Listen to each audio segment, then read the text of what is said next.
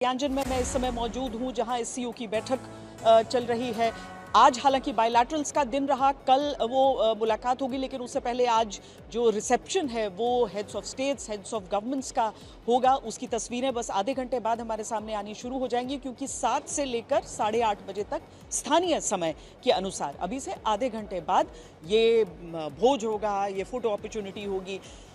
आज बहुत सारी मुलाकातें हुई हैं, लेकिन उसमें सबसे प्रमुख मुलाकात हुई है प्रधानमंत्री नरेंद्र मोदी और चीन के राष्ट्रपति शी जिनपिंग के बीच। इन सब पर हम चर्चा करेंगे। हमारे साथ जो खास मेहमान जुड़ रहे हैं उनसे आपका परिचय हम एक एक करके करा दें। हमारे साथ एम्बेसडर आंचल मल्होत्रा, जो कि पूर्व deputy permanent representative of India to UN रह चुके हैं। लेफ्टिनेंट जनरल राज शुक्ला, जो कि पूर्व आर्मी कमांडर और commentator on strategic military affairs हैं। रविंदर सचदेव, जो कि डायरेक्टर हैं इंडिया अफेयर्स एट यूएस इनपैक और फॉरेन अफेयर्स एक्सपर्ट हैं। साथ में मेजर जनरल संजय मेस्टन, जो कि एक रक्षा विशेषज्ञ के तौर पर हमारे साथ जुड़ेंगे, defence अटैचे embassy of India in Kabul Afghanistan में रह चुके हैं।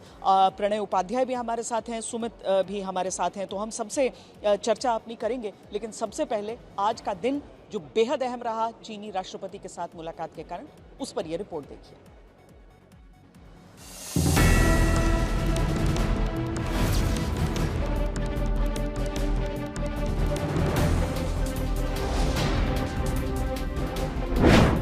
गर्मजोशी से हुआ दो महाशक्तियों का महामिलन।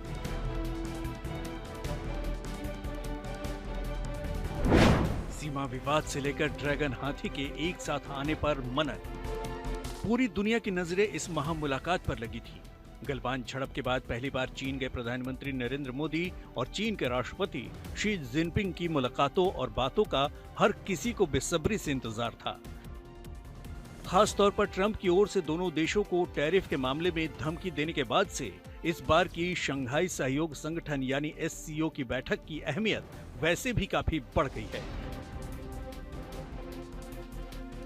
गर्मजोशी के साथ हाथ मिलाए गए और फिर सामने आया प्रधानमंत्री मोदी का ये बयान।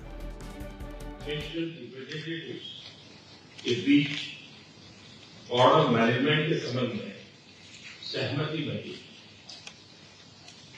कैलाश मानसरोवर यात्रा फिर से शुरू की। दोनों देशों के बीच डायरेक्ट फ्लाइट भी फिर से शुरू की जा रही। हमारे सहयोग से दोनों देशों के 2.8 बिलियन लोगों के हित जुड़े हुए। इससे पूरी मानवता के कल्याण का मार्ग भी प्रशस्त होगा। परस्पर विश्वास, सम्मान और संवेदनशीलता के आधार पर हम अपने संबंधों को आगे बढ़ाने के लिए प्रतिबद्ध हैं। भारत और चीन दोनों जानते हैं कि कई मोर्चों पर एक साथ आने से न सिर्फ एशिया बल्कि दुनिया भर में किसी और देश की दादागिरी से निपटने और शांति बनाए रखने में मदद मिल सकती है। China and India are two of the most civilizational countries. We are the world's two most populous countries and part of the global south. It is vital to be friends, a good neighbor, and the dragon and the elephant to come together. SCO summit के दौरान मोदी और Jinping की मुलाकात करीब 50 minute तक चली। पिछले साल मोदी और जिनपिंग कजान में मिले थे। इस बीच दुनिया ने कई बदलाव देखे हैं। भारत के अमेरिका और पाकिस्तान के साथ रिश्तों में उतार चढ़ाव आया है, तो रूस के साथ भी रिश्ते की नई परिभाषा लिखे जाने लगी है। जाहिर है इस बार का एससीओ समिट भारत और चीन के रिश्तों को भी नए सिरे से दुनिया के सामने रखने में कामयाब होगा। तियानजिन से श्वेता सिंह के साथ आज तक ब्यूरो। प्रणय, सबसे पहले मैं चर्चा की शुरुआत आपसे करना चाहती हूं, क्योंकि केवल शी जिनपिंग से मुलाकात नहीं हुई है, बल्कि उनकी पार्टी के एक अहम पदाधिकारी से भी प्रधानमंत्री की मुलाकात हो रही। क्या मायने? देखिए, चीन का यदि आप व्यवस्था देखें तो काइची के साथ प्रधानमंत्री की मुलाकात, क्योंकि जो प्रेस रिलीज भारत सरकार की तरफ से जारी की गई है उसके अंदर एक विशेष उल्लेख है काइची जो कि डीजी हैं पार्टी अफेयर्स के, जो कि इस बैठक के अंदर राष्ट्रपति शी जिनपिंग के साथ मौजूद थे। उनके साथ भी प्रधानमंत्री का संवाद हुआ है और दोनों तरफ से ये कहा गया, काइची ने भी इस चीज को स्वीकार किया कि भारत और चीन के बीच में बेहतर समझ बनाते हुए आगे बढ़ने की जरूरत है। यहाँ पर ये महत्वपूर्ण है कि शी जिनपिंग पार्टी के जनरल सेक्रेटरी भी हैं, राष्ट्रपति भी हैं, मिलिट्री कमीशन के भी चीफ हैं, बहुत सारी जिम्मेदारियां उनके साथ है, लेकिन उनके चीफ ऑफ स्टाफ की भूमिका निभाते हैं काइची। यानी जो हमने देखा है कि राष्ट्रपति ट्रंप के साथ हमारी दिक्कत आ रही है कि उनके करीब में ऐसे लोग हैं जो कि भारत के बारे में शायद वैसी चीज और वैसी रिपोर्ट नहीं दे पा रहे हैं। शायद यही वजह है कि प्रधानमंत्री मोदी की तरफ से एक आउटरीच राष्ट्रपति शी जिनपिंग के करीबी काइची के साथ की गई। काइची की भूमिका काफी महत्वपूर्ण है इस समय चाइना के मिलिट्री अफेयर्स में भी और चाइना के पार्टी अफेयर्स में भी, और चीन के अंदर पार्टी ही सरकार है, पार्टी ही सेना है। इसलिए प्रधानमंत्री की ये जो मुलाकात और ये संवाद था, इसके भी कई महत्वपूर्ण मायने हैं। जी।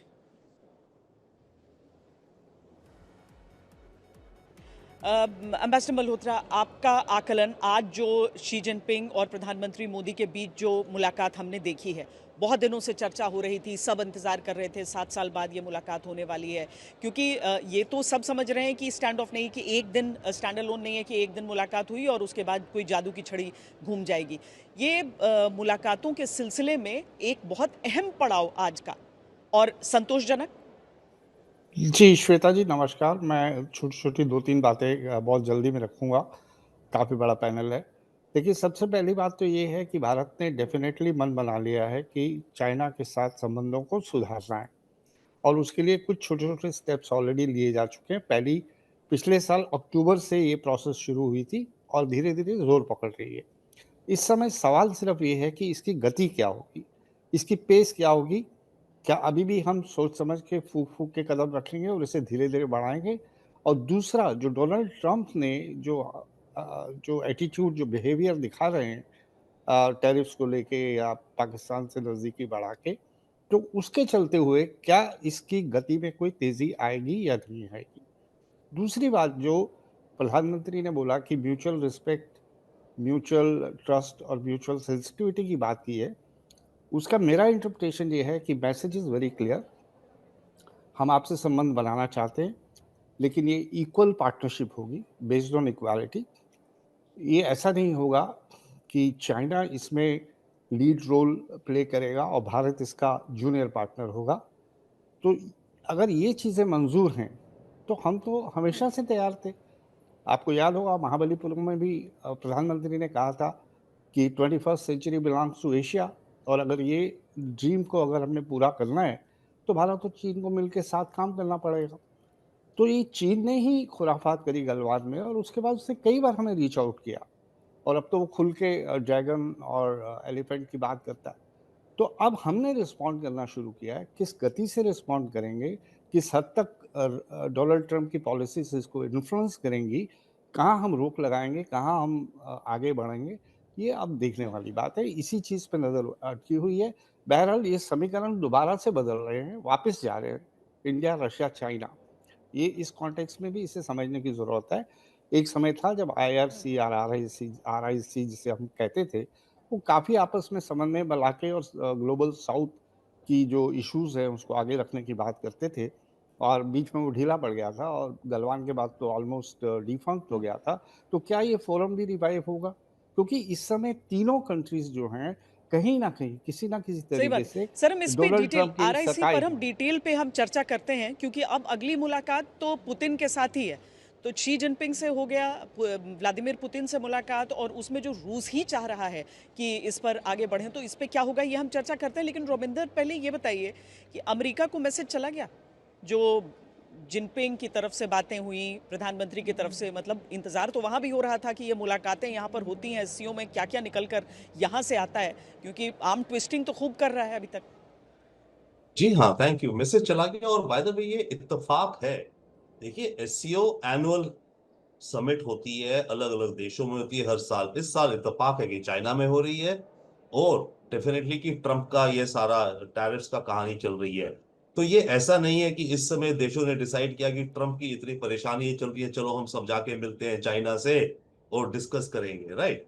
ये इत्तेफाक है, कोइंसिडेंटल है, टाइमिंग है, बट बहुत ही इंपॉर्टेंट टाइमिंग है। तो अमेरिका को आई थिंक बहुत क्लियर मैसेज जा रहा है मल्टीपल लेवल्स पे। एक तो कि ये जो रीजनल एशिया के जो देश हैं, ये सारे इतने सारे देश चाइना के साथ एससीओ के साथ आकर के डिस्कशंस कर रहे हैं।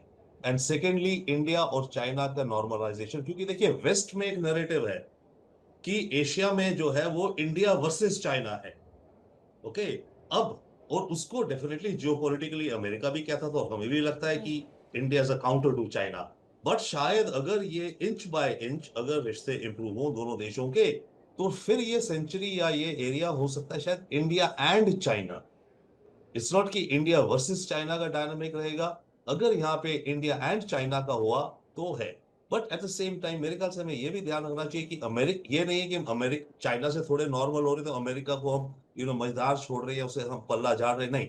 अमेरिका के साथ हमें और डीपर बल्कि एंगेज रहना पड़ेगा, रहना होगा। ये स्टॉर्म है, जाएगा, वो हमारे लिए बहुत अहम है। बॉटम लाइन, इंडिया इस समय अपने रिश्ते बायलैटरल जिन भी देशों से कर रहा है, रशिया से या चाइना से, अपने नेशनल इंटरेस्ट के अकॉर्डिंग कर रहा है, विदाउट किसी थर्ड कंट्री के इन्फ्लुएंस या क्लाउड के अंदर। बड़ा इंटरेस्टिंग है क्योंकि अगर हम सैन्य तौर पर बात करें जनरल राज शुक्ला, तो अमेरिका एक ऐसे देश के तौर पर बढ़ता जा रहा था जिससे हमारे सबसे ज़्यादा वॉर एक्सरसाइजेज हो रहे थे, युद्धाभ्यास। ऐसा नहीं है कि उस पर किसी तरह का अंकुश है, ये फेज़ है, इसको भी दोनों देश समझ रहे हैं क्योंकि बातचीत दोनों देशों के बीच चल रही है। लेकिन दूसरी तरफ चीन, जिसके लिए हम हमेशा कहते हैं कि उससे बचकर, उससे संदेह के साथ, और वो ऐसी घटनाओं को अंजाम देता रहता है। पर आज जो सारी डेवलपमेंट्स हैं, जो कुछ निकल कर आया है, जो बातें कही गई हैं इस मुलाकात के बाद, उन सारी चीज़ों से आप पूरी तरीके से सेटिस्फाइड हैं? देखिए, मेरा ये मानना है कि ये जो ट्रम्प साहब और मागा आंदोलन, इसका जो बौद्धिक खोखलापन है, इंटेलेक्चुअल हॉलोनेस और स्ट्रेटेजिक थिंकिंग, सामरिकताहीन सोच, इसके परिणाम बड़े गंभीर होंगे। ये ऑयल टैरिफ में मामला नहीं रुकेगा। अभी वो हार्वर्ड लटलिक ने बात शुरू कर दी H-1B वीजा की, पीपल टू पीपल कॉन्टैक्ट्स। तो मेरा ये मानना है कि जब तक ट्रम्प साहब हैं, भारत और अमेरिका के बीच जो रिश्ते हैं उनका वो गिरते ही जाएंगे, उसका कोई अंत नहीं है। इस संदर्भ में जो सकारात्मक मुलाकात हुई है प्रेसिडेंट जी और प्रधानमंत्री मोदी के बीच कजान में और अब एससीओ समिट के दौरान, इसके साथ जो हम भारत और रूस की जो एक बुनियादी मजबूती है उसको आप अगर जोड़ें, और कल पुतिन साहब के साथ मुलाकात है, तो मेरा ये मानना है शायद एक अंतर्राष्ट्रीय प्रणाली में एक नई शक्ति का उदय होगा, RIC। और ये इसलिए नहीं क्योंकि हम चाहते थे, क्योंकि ट्रम्प साहब ने कोई और चारा नहीं छोड़ा है। और RIC की भी कई उपलब्धियां हो सकती हैं, एनर्जी मार्केट्स में, AI डिफ्यूजन में, टेक्नोलॉजीज डेमोक्रेटाइजेशन में। और ये अमेरिका को भी एक इशारा है कि हम आपसे दोस्ती तो चाहते थे, पर अगर आप हमको परेशान करेंगे, we have options beyond America. तो मेरा ये मानना है that it is far more than just meeting Putin and Xi. अंतर्राष्ट्रीय प्रणाली में अब बड़ा फेरबदल आएगा।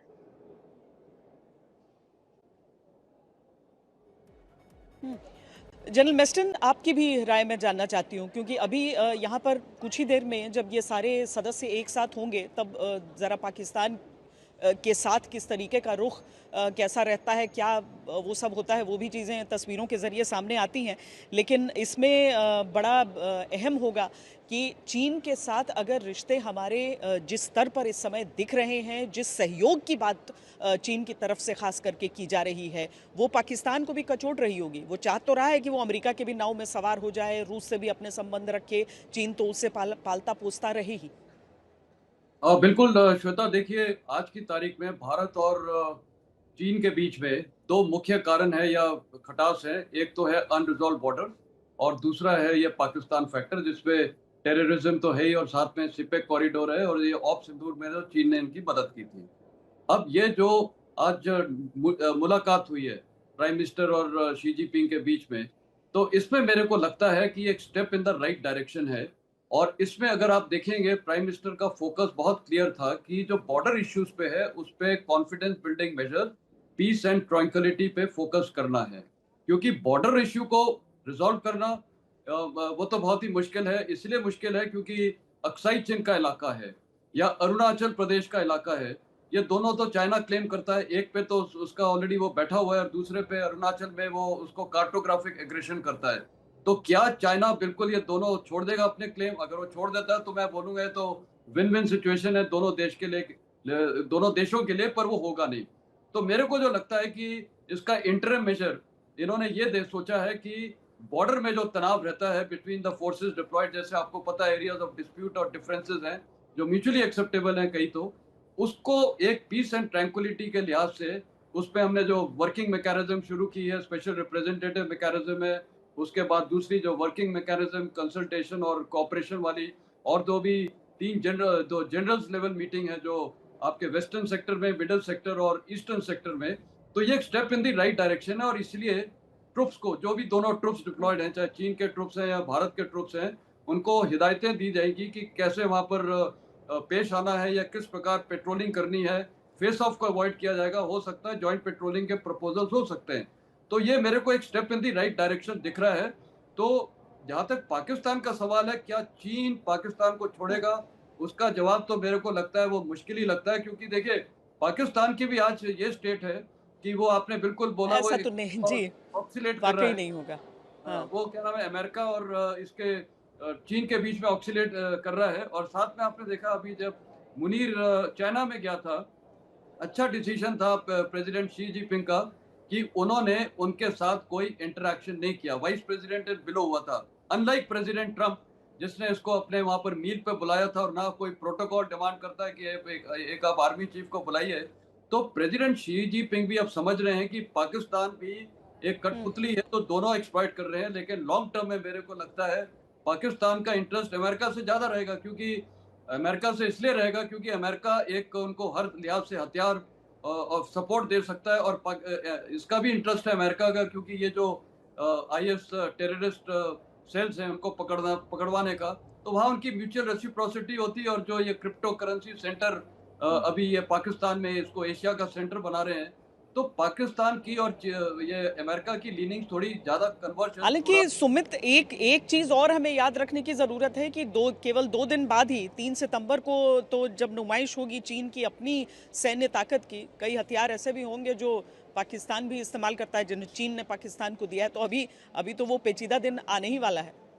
3 तारीख को जब विक्ट्री डे परेड की जाएगी खासतौर पे चीन में, उस समय महत्वपूर्ण होगा कि पाकिस्तान के द्वारा इस्तेमाल किए गए वो सारे डिफेंस सिस्टम्स, मिसाइल आप कह सकते हैं, J-10 जैसे विमान है, वो सारे चीन की तरफ से जरूर दिखाए जाएंगे, कोशिश की जाएगी। लेकिन सबसे इंपॉर्टेंट बात यह भी है कि उस विक्ट्री डे परेड में चीन ये कोशिश करेगा अमेरिका को दिखाने की, करीबन 25 से 26 जो राष्ट्राध्यक्ष, जो गवर्नमेंट के हेड्स वहां पर पहुंचेंगे विक्ट्री डे परेड में, जिसमें किम जोंग उन है, व्लादिमीर पुतिन और कई ऐसे बड़े नेता, जिसमें पाकिस्तान के प्रधानमंत्री हैं और कई ऐसे नेताओं को दिखाने की कोशिश करेगा कि देखिए हमारे साथ भी ये तमाम देश खड़े हैं। और ये बड़ा मैसेज होगा अमेरिका के लिए, और शायद मुझे लगता है कि ये एक बड़ी चुनौती होगी अमेरिका के लिए कि कैसे काउंटर करना है, क्योंकि भले आप डोनाल्ड ट्रंप की नीतियों को देख लीजिए, एडमिनिस्ट्रेशन को देख लीजिए, काम करने का तरीका अब उन्हीं के लिए बड़ा सरदर्द बनता जा रहा। बड़ी बड़ी बातें की गई हों, चाहे वो आप कह सकते हैं कि पीस कीपिंग के तौर पर कि युद्ध रुकवा देने की बात कही हो, वो सारी चीजें अब कहीं ना कहीं आप कह सकते हैं खोखली साबित हो रही है।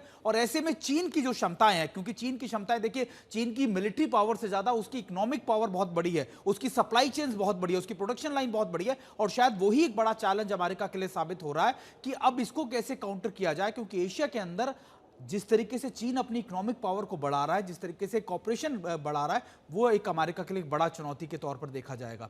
श्वेता,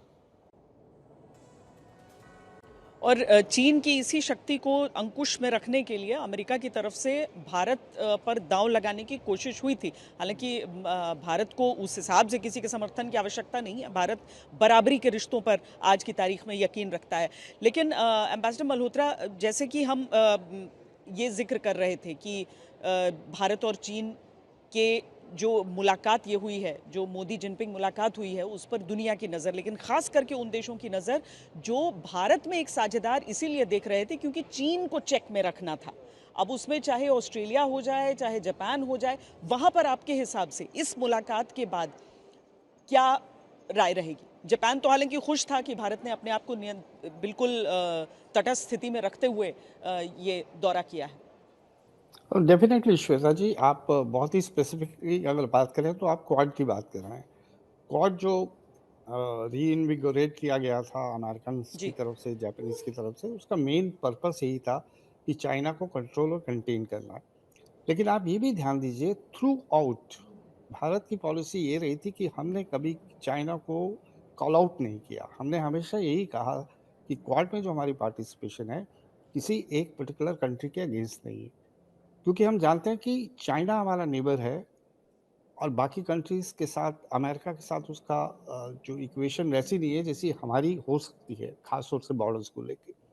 तो हमारी पोजीशन हमेशा यही रही कि इसके जो ऑब्जेक्टिव्स हैं, वो इंडो पैसिफिक एक पीसफुल रहे, जहाँ रूल ऑफ लॉ हो, ट्रैंक्विलिटी हो। इस तरह से जो हमारा free open Pacific, Indo Pacific के ऊपर हमारा ज़्यादा ज़ोर रहा है। अब इन लोगों की नज़र ये रहेगी कि बदलते हुए परिवेश में क्या भारत क्वाड में अपनी पार्टिसिपेशन को डाइल्यूट करेगा? क्या भारत इसको लीवरेज लेगा कि भाई अगर आपको हमारे इंटरेस्ट का ध्यान नहीं है, आप हम पे 50% टैरिफ लगा रहे हैं, आप हमारे पीपल टू पीपल मूवमेंट में रोक टोक लगाना चाहते हैं, आप हमारे यहाँ आईफोन वालों को बोलते हैं, एप्पल को बोलते हैं कि यहाँ आईफोन नहीं बनाओ, तो फिर क्या हम इस लीवरेज को यूज़ करेंगे या नहीं करेंगे? बहुत अर्ली स्टेजेस में, अभी बहुत अर्ली स्टेजेस हैं आरआईसी की इवोल्यूशन की, या फिर क्वाड में हमारी। हमने तो समिट होस्ट करनी है इस साल। तो देखिए, ये चीज़ें हैं जिस पे सबकी नज़रें बनी रहेंगी और डेफ़िनेटली अमेरिकन्स इस चीज़ को सोच के दिमाग में रख के चल रहे होंगे। और या अगर वो डोनाल्ड ट्रम्प यही सोच रहा है कि मैं चाइना से रिश्ते बहुत ही सुधार लूँगा और मुझे क्वाड की ज़रूरत ही नहीं रहेगी, तो फिर ये उसकी विशफुल थिंकिंग है, क्योंकि डोनाल्ड ट्रम्प तो कहीं भी कुछ भी सोच सकते हैं और कहीं भी कुछ भी कर सकते हैं। बहरहाल ये इम्पोर्टेंट एरिया है और क्वाड खास तौर से इसमें कितना भारत की तरफ से इंटरेस्ट बढ़ेगा, कम होगा, बढ़ेगा, ये आने वाले समय में देखने वाली बात होगी।